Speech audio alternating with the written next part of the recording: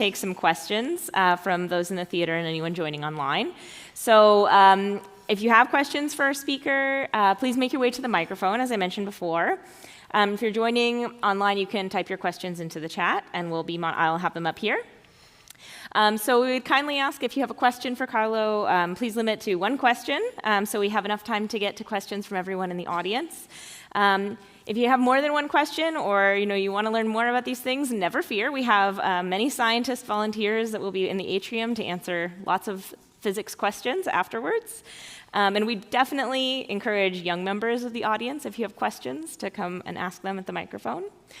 So please come and make your way up if you have a question. As people are coming up, I'll ask one that has already come in from online. So one of the questions we got from online while you were giving your lecture was, what do you think is the likelihood that primordial black holes exist? Yeah, thank you. I take the question seriously, but I'm not an expert.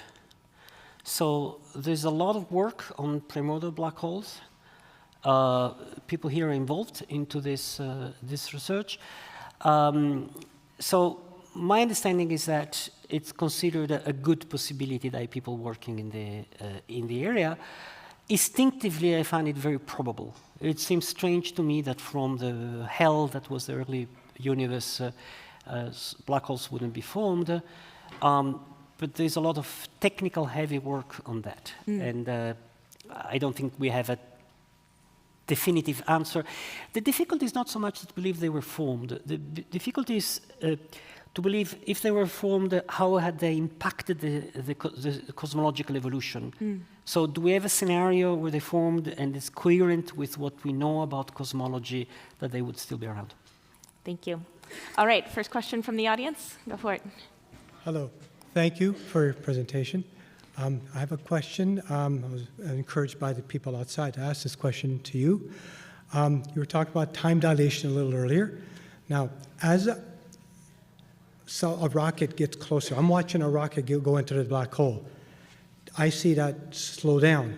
Yeah. Now, as you get infinitely close to the black hole, doesn't time get, do I ever see the object? No, sorry. From my perspective, does the object ever go into the black hole? Because time is going to slow down completely for them. Perhaps like a 1 over x limit, x goes to 0, something like that. You mean from your perspective, who's observing from outside? Yeah, I'm observing from outside. Yeah. So I don't see what the problem with this information paradox. Is it a paradox? Because the information hasn't disappeared.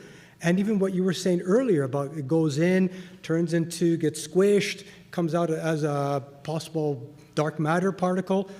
Would I see that as well from my perspective? Because my time is different from the person who actually went in. So from my perspective, I think, I don't understand something, please tell me if I'm wrong, but has any of this happened? From my perspective, did the person go in? Did all those things that you talked about happen? Yeah, so from your perspective, you don't see anything entering. You don't see anything entering the black hole, right? You see, as you say, you see things slowing down. And in fact, what you actually see is that since seeing is light itself is slowing down, so it's becoming more and more red, more and more weak.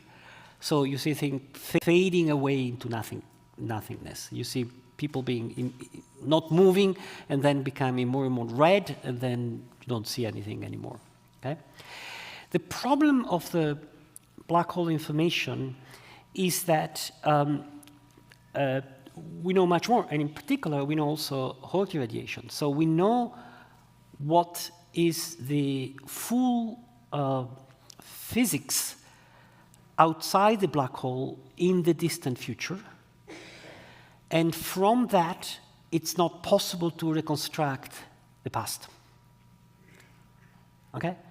One way of viewing this is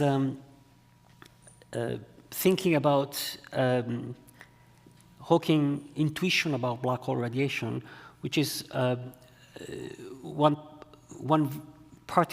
virtual couple of particles created one falling inside one. The two now are one outside and one inside, but they are correlated, they're entangled, in fact. So the state of one is not pure, it's only the state of two is pure. So if you don't know the other one, from the state of one, you cannot reconstruct the past. So definitely, given the physics that we have, without the information inside, we cannot reconstruct the past. But as far as we know, we expect that local physics is such that probabilistically, from the present, you can reconstruct the future, and from the future, you can reconstruct the present and the past. So this is a information problem. Information problem is technical, it's more complicated, it's page time, there are other aspects. But if the scenario I've given to you it's correct, this all disappears, of course, because all the information comes out later on. So there's no information problem. Thank you. And does, from my perspective, I'm sorry if I didn't understand, does the person actually go into the black hole? Never mind what I saw. Does a person go into the black hole, from my perspective? Ever, if I wait infinite amount of years? And that's what I was trying to ask. If the person never goes in, unless I'm missing something. If a person never goes in, then none of this happened. All the matter that went in the black hole is just sitting outside there. It hasn't gone in yet. That's correct, but that's not the source of what people call the information project. You're right.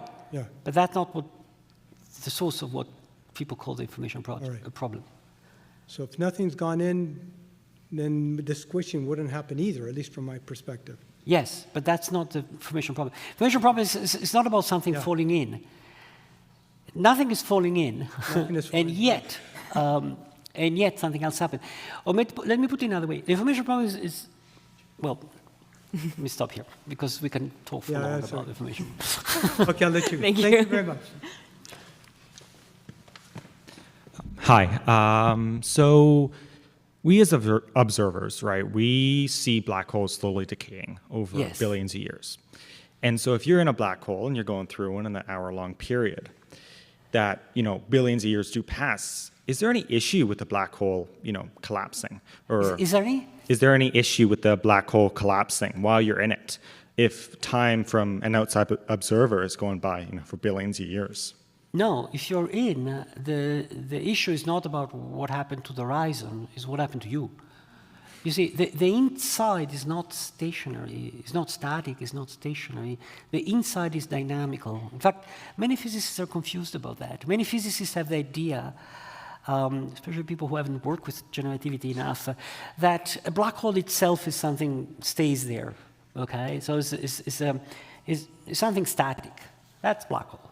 But that's from the outside. The outside is static, nothing changes. But once you're in, nothing is static. The picture you have, you're in a room, and the room is squeezing over you. So the question is not, from the inside, the question is not what happened when the black hole outside shrinks or whatever. It's what happens at the moment in which thing shrinks to you. Now, the subtlety is that we have two problems. One is you're inside and things, and the other is you're outside and you see the horizon. You see the horizon becoming smaller and smaller. Now, I guess your question is, how do we know that the quantum jump is happening at the same time? Well, the answer is that at the same time doesn't mean anything in general relativity. Okay? Things can be either in the future of one another, or in the past of one another, or a space-like separation. So these two things happen at space-like separation. They're two events. You can always call simultaneous to events that happen not in the future of one another. So the time in which the horizon jumps from black to white, and the time in which the inside jumps from black to white are at space-like relative separation. So it's convenient to use a time coordinate in which they happen at the same time, but it's not one influencing the other. Okay, thank you very much. It's very tricky, the time. The space-time geometry of black hole is horrendously tricky.